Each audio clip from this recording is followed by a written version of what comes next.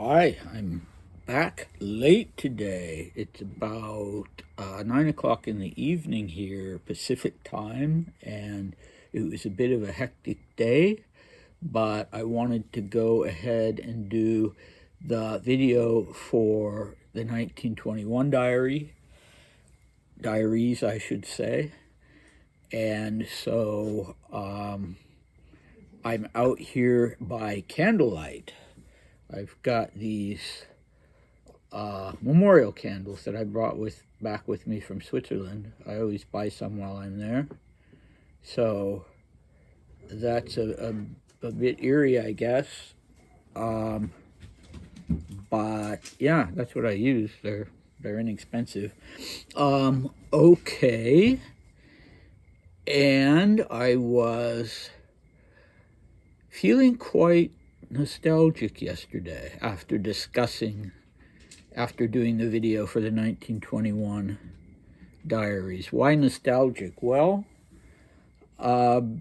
because of talking about the whole concept of the superfluous man in Russia as a literary and cultural figure, the Lishny Человек. And I referred to a character called Oblomov, who features in a novel of the same name by a writer called Goncharev.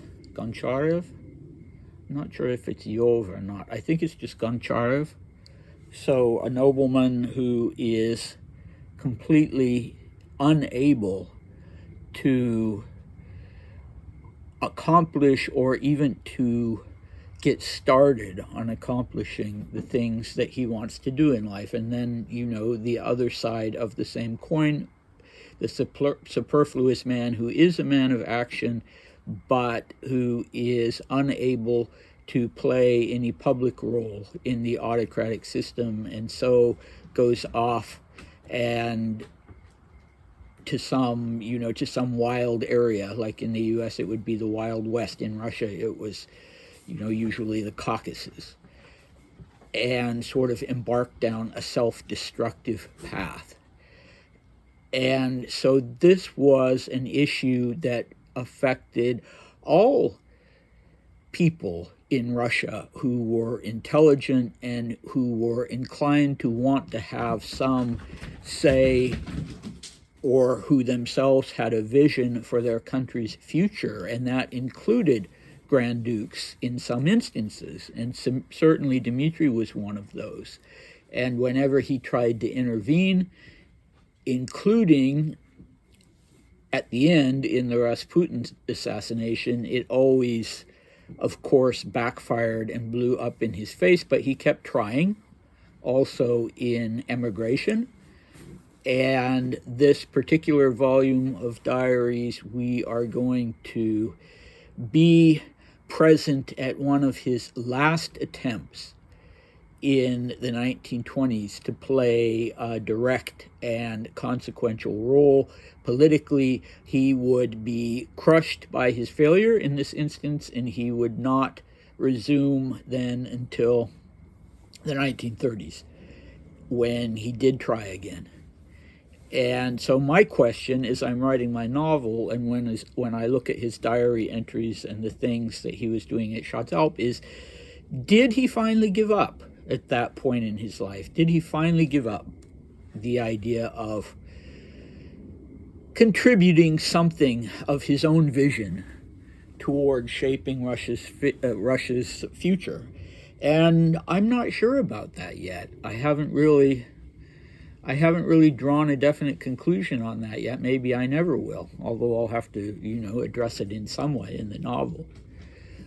But I was smoking a cigar last night, which also made me feel very nostalgic and a little melancholy, I suppose, like the character of Dr. Behrens in Thomas Mann's The Magic Mountain, and the head nurse needs to keep his cigars under lock and key and apportion them out to him, because if he goes on a cigar smoking binge, he ends up in a real funk and in a melancholy state. And yeah, I don't know what it is about cigars, but it was making me feel a little nostalgic. And I was thinking about when I was an undergraduate at the University of Washington, living in student housing called Ruski Dom, Russian House. I've probably mentioned it before. And it was for students studying Russian language and history and politics, and also for exchange students who were coming from Russia. And I graduated in March 1990. So this was just as the Soviet Union was falling apart. And there was this kind of mood of, especially those of us who had decided that we were going to devote our careers to, studying the politics of the Soviet Union and that sort of thing. There was sort of this feeling of encroaching superfluousness, and with the Russian exchange students and groups that would come and stay with us or visit us. And I can tell you there's nothing in the world to me like a Russian party, when it's a small group of people and somebody has a guitar, and of course there's vodka, and everybody is in one of these sort of wistful moods, and it's just the best.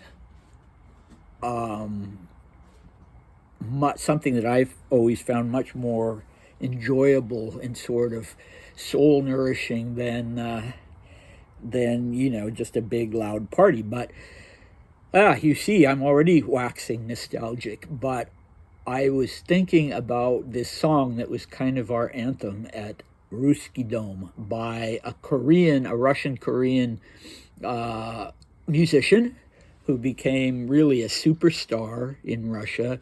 His name was in Soviet Russia, but of course he was having to do things. Yeah, he was having to do things on a small scale, but he really caught on and became almost this messianic kind of figure, and his name was Viktor Tsoi. So even if I mention him to Russian immigrants here in the U.S. who are much younger than me, they all know Viktor Tsoi. And Viktor Tsoi was killed in a car accident, and all the young people in the country went into mourning. And there was one song called Bezdelnik that sort of became our anthem at Russian House, at Ruski Dom. And it's about a man who just walks the streets all day looking for some kind of purpose in his life. And the word Bezdelnik literally would be bez, without, and del, activity. Somebody who doesn't do anything is a bezdelnik, but it's more sort of in an existential sense.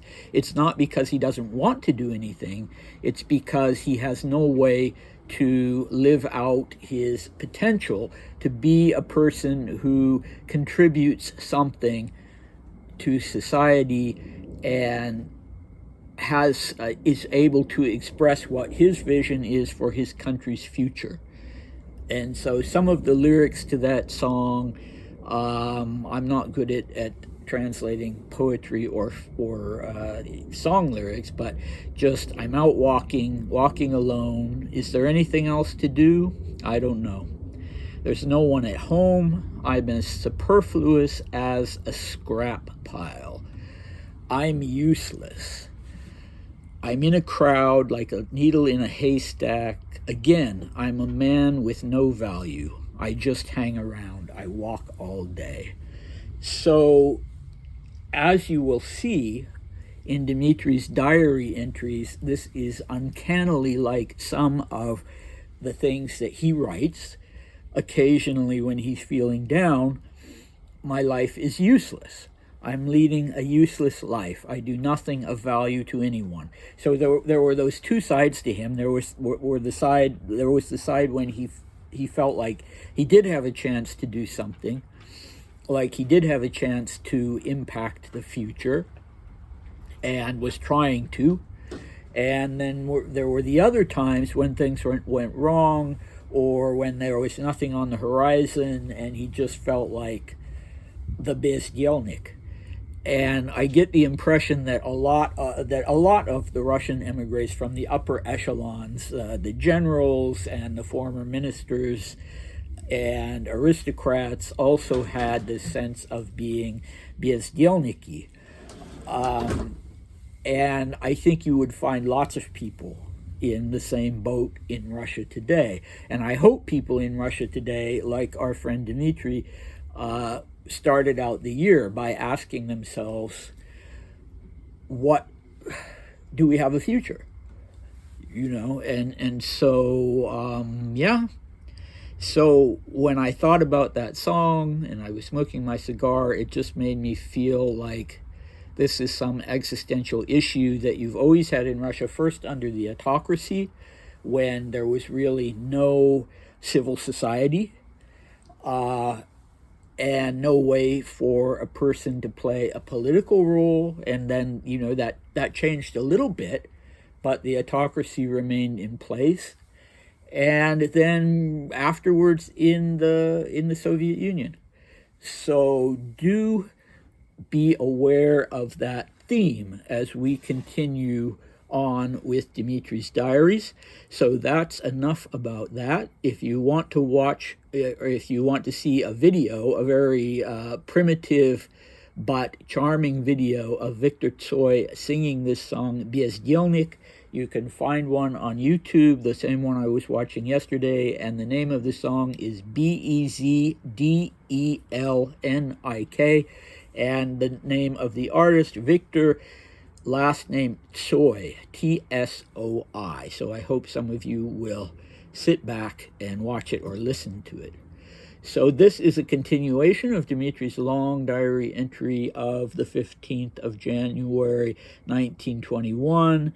And last time when we stopped, he was talking about how every month that goes by with nothing being done has a catastrophic effect on Russia. And what is there to do? What is to be done? And how do we even start? So we're jumping right into that, and we'll do what we did yesterday were pages 4 and 5, and today we'll do pages 6 and 7. He himself numbers the pages, so I'm using his system. Okay. I personally feel that though it's grave and terrible, the demise of the volunteer movement is nonetheless for the best. At least there's no possibility of a repeat of the errors that we saw during the time of Kolchak, Denikin, and Wrangel. That page in the Russian time of troubles must be considered over. It's time and it's necessary to begin some other thing. And, of course, in view of the complete impossibility of linking it to the activity of the past, one has to start something new. And thank God. It's just that something new needs to be built on something new as well. And apparently that new thing is the huge change in everything that's taking place in Russia, thanks to the revolution. And it's possible only by the path established in relation to those who remain in Sovdep and are still capable of working. It goes without saying that my head is full of every kind of thought with the opening of the new year, of something in the political sense for Russia in particular and for Europe and the world in general. Where will I be? Where will all of us be this time next year? Will fate, i.e. mine and Maria's, and then in parentheses, my greatly beloved friend and helper, meaning Maria, will fate really lead us again to another place? Are we really fated to fly away together? So you can just sort of feel the existential angst here and the melancholy and the wistfulness. And yeah, we have some things that need to be clarified. One is, what does he mean when he's talking about the volunteer movement? Well, he should have said the volunteer army. So the volunteer army was formed after the revolution and after the downfall of the provisional government in 1917, and it lasted until 1920. And the general in charge initially, the leader was Denikin, and then Denikin ended up resigning, and it was taken over by General Pyotr Wrangel, and it was operating primarily in southern Russia and the border with Ukraine, which had its own independence movement. And yeah, it was so. The Wikipedia article says the army was unable to put forward a political idea that was understandable to the majority of the population. So they were floundering.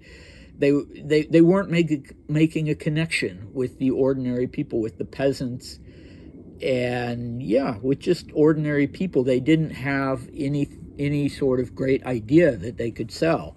And Dmitri talks about that very subject all the time in his diaries. And his idea, before the whole thing fell apart, I think I mentioned it before, was that they should put it on a religious basis. That the thing that was going to unite everybody and going to bring the peasantry into the fold and the folk was to, get behind the cross, the Orthodox faith. And I personally don't think that would have worked. But it's interesting that whoever wrote the Wikipedia article fingers that as being the main reason why the volunteer army actually fell apart. And I'm a bit ashamed to say that I don't know more about it. It's something I've kind of overlooked over the years and I need to dive into. And I've got this absolutely fantastic book that I hope you can see by candlelight. Is that Wrangel? I think that's General Wrangel in the Cossack uniform. And it is the Belaya Armia, the White Army, and the Armée Blanche. So in 3 different languages. I got this in Paris. There's this absolutely marvelous fellow in Paris. He's Russian. And he has the most extraordinary collection of photographs. And he allows people to use his photographs. He's not the kind of person who hoards things, and he's managed to put out a few volumes of books, and this is one of them. I don't think he's actually the author of this book. The author of the book is Vitaly Zhumenko, which is a Ukrainian name. So, and the subtitle of the book, Belaya Armia, Fotoportreti Russkих Officerov. So it's a book that has portraits and biological information of all of the officers that he could get portraits of who were in the Civil War. So absolutely fantastic book, and I'll be showing more pictures from that, but not by candlelight. Okay. So that is what the volunteer movement was. So Dmitri is saying, the throwback to his New Thought philosophy, he's saying, well, it's for the best. Because now, as he said in the last few pages, now we can start with a clean slate. And we need to start with a clean slate. And the other people he mentions are Admiral Kolchak and General Wrangel. So these 3 men. So Anton Denikin, he was in his 40s at this time, and he would, oddly enough, end up dying in Ann Arbor, Michigan, although that's not where he lived. He lived in New York. But beginning in 1926, he lived in France, and I'm told that he kept a very low profile and did not participate in politics. So it's not surprising that he only figures in Dmitri's diaries from a distance. There are no sort of personal meetings between him and Dmitri. So Alexander Kolchak was an admiral, and he held the title, which was acknowledged by the Allies for the most part, of the supreme ruler of Russia from 1918 to 1920. And he formed a government, an alternative government to the Bolshevik government in Moscow. He formed his government in Siberia, and it had a bureaucracy and all kinds of things.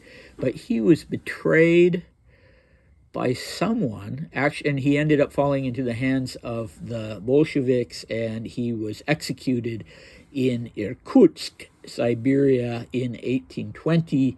So he and Dmitri certainly never met. Kolchak was not from an aristocratic family, but he rose to the occasion after the revolution. So the third one was someone that Dmitri knew and had direct contact with and exchanged letters with, and this was Pyotr Wrangel, who took over the volunteer army.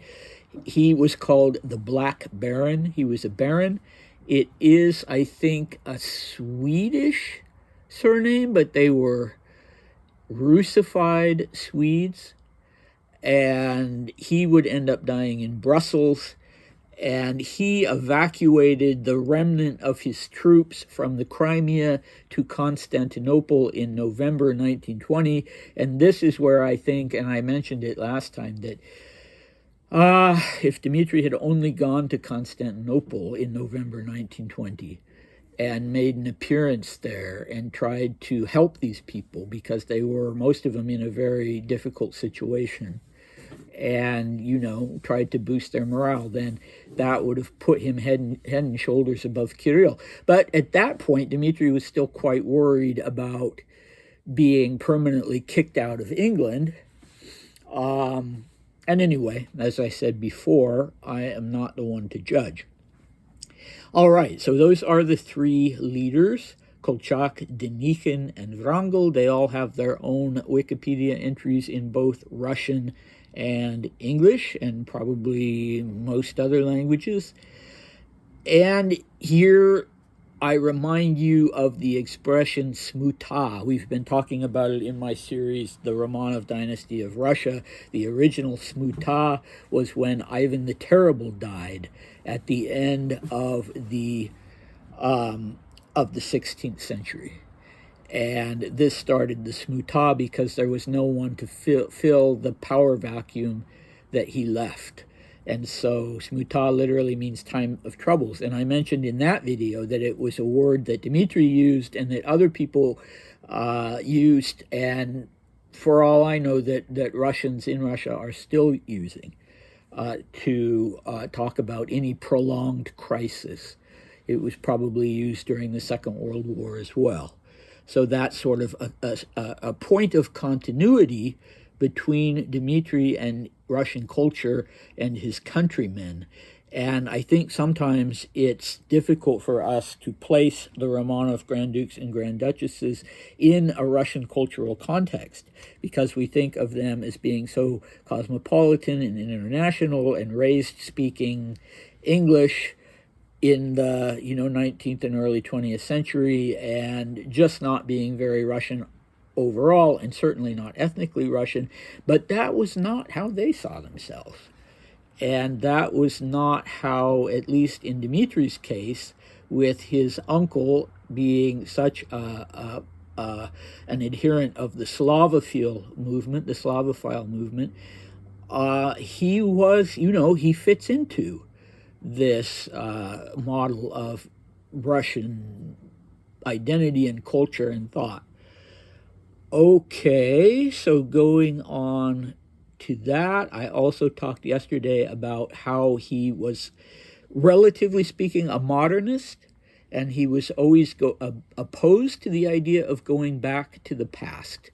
And he would be very forceful and very explicit about that in the political speeches that he was giving in the 1930s. We must not go back to the past.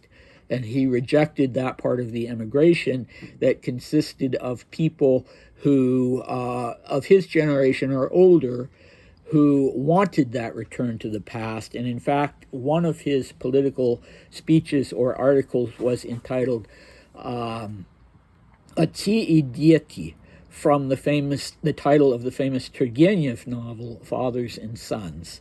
And it's about, as the novel was, the speech also is about the generation gap, and how, so the political party was called Young Russia.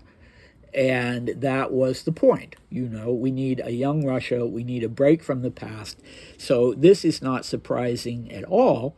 The thing that is a little surprising, I mean, not so much to me, having been through all this stuff, but I think, people learning more about Dmitri for the first time might be a little surprised that he's saying that we need to establish, there's sort of this word salad, right? It's just that that something new needs to be built on something new, and apparently that new thing is. So, but when he finally gets to the end of that belabored sentence, what he's talking about is we need to build the foundation of our movement on the changes that have happened in Russia, and explicitly in the changes that the revolution has brought. And later on, he would even be accused by people of being a crypto Bolshevik, and would have to defend himself against that idea, because he and his political crony Kazanbek and the Young Russia Party were trying to infuse the immigrant community with pride in what was being accomplished in Stalinist Russia. For instance, the building of the world's biggest airplane, which subsequently crashed, and there was a certain amount of schadenfreude among Russian emigres in France that, oh, see, these Bolsheviks can't do anything right. They built this plane, and then it just immediately crashed on its first flight. And so Dmitri was saying, no, don't say that. This is bad. This is Russian technology, and we shouldn't be happy that happened. But anyway, I'm getting far ahead of myself because that's in the 1930s. But so even this early on in 1920, and Kazanbek was the founder of the Young Russia Party, and these were very much his ideas. And Dmitri, hadn't met him yet and wasn't in touch with him yet. But these were already ideas that Dmitri himself had, and I can't say as an actual fact that they were, that they were original to him. I'm sure there were other people around him who had similar ideas, and there was this sort of cross-germination, but there were also lots of people around him who found this kind of thing absolutely anathema, and he very consistently sticks to it, even after he ends up giving up his effort to be the next Tsar, and he sort of bends the knee to his cousin Kirill, very reluctantly, but he does it. Even then, this idea is completely consistent. Okay, so he talks, this has always interested me, because in his diary entries of this period, he seems to imply that there are people in Sovdep, the Soviet of Deputies, so in the Soviet Union, in the government, who were actively working against Bolshevism. And I don't know what gave him that idea, and I don't know if there was any truth to it, but he brings this up and says, we can only influence Russia only through the path established in relation to those who remain in Sovdep and are still capable of working. And this is another point of complete consistency with him, that if anything is going to change, it's going to have to change in Russia itself. We can't manage this from outside. We have to be in Russia, or at least some of us have to be in Russia. And this needs to start in Russia, so the focus needs to be on spreading the word in Russia and gaining adherence in Russia, and not preparing an invasion or something like that from outside. And then he makes, again, a very, very interesting statement that his head is full of thoughts, with the new year beginning, that his head is full of thoughts of doing something in a political sense for Russia in particular, and for Europe and the world in general. So that's very interesting. He started out there was a side of him that was very much... Russian patriot, but then, while he was at Sanatorium Shatzelp and the World War was going on, he wrote to his sister, who wanted him to come to the U.S. I'm beginning to be a patriot of Europe. So kind of a shift from the Pan-Slavism and the Slavophilism that he'd been raised with, and that he'd always... It's interesting, because the Pan-Slavs and the Slavophiles were not modernists, so he was a bit of an anomaly in that respect. But he was beginning, apparently much earlier than I had thought, to think in an almost messianic way of changing Europe and the world. And there was that side to him, and Maria kind of encouraged that. And in fact, later, when she was critical of him in the 1930s, she wrote in her diaries that she'd had all these hopes for him as someone who would really be a man of consequence and a man of vision, and that all those hopes had been dashed, and that he wasn't even as smart as she'd always thought he was. And I'm not saying she was right about that, about the intelligence. He was a very intelligent man, I can tell you, but he was absolutely in this mold of the Lishny Человек. He was not a leader as much as he would have liked to be. He just didn't have that in him. And he was more of a person who could have been very valuable behind the scenes, because he would wrestle with these questions, and he would do his best and look for ways to increase his ability to wrangle with these things, like when he was studying or wanted to study the history of socialism, and he was studying political economy and that sort of thing. He wanted to really be able to grapple with these things. So I wouldn't say he was unintelligent, but yeah, he was more of an Oblomov than a Pechorin. The author I was trying to think of yesterday was Lermontov, and I still can't remember the name of the book. But Pechorin is the superfluous man who goes off to the Caucasus and becomes a rogue and a duelist and all these other things. And Oblomov is the one who, poor Oblomov, no matter how hard he tries, he can never quite make it off the couch and out of his dressing gown. And it's a sad novel. It's a comic novel, but it's a sad novel because there's so much earnestness in Oblomov, but he just doesn't have it in him. And so please do keep that in mind as we go along with the diary entries of the Russian type of the superfluous man, and how perfect that was for Dmitri. If Dmitri had been a literary character, he would have been in one of the Russian novels that belonged to that particular philosophical sort of evaluation of Russian aristocrats, and in his case, Russian royal. I hope this is as enjoyable to you as it is to me. He usually starts out these long diary entries by talking about political events and the current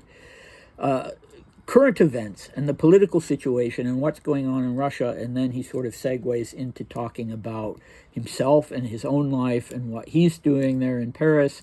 So if you're not particularly interested in this sort of thing, come along anyway, and we'll be getting soon to that part of this entry. And I really hope that this is helpful so far as putting Dmitri in the proper historical context that makes him a much richer historical figure, I think.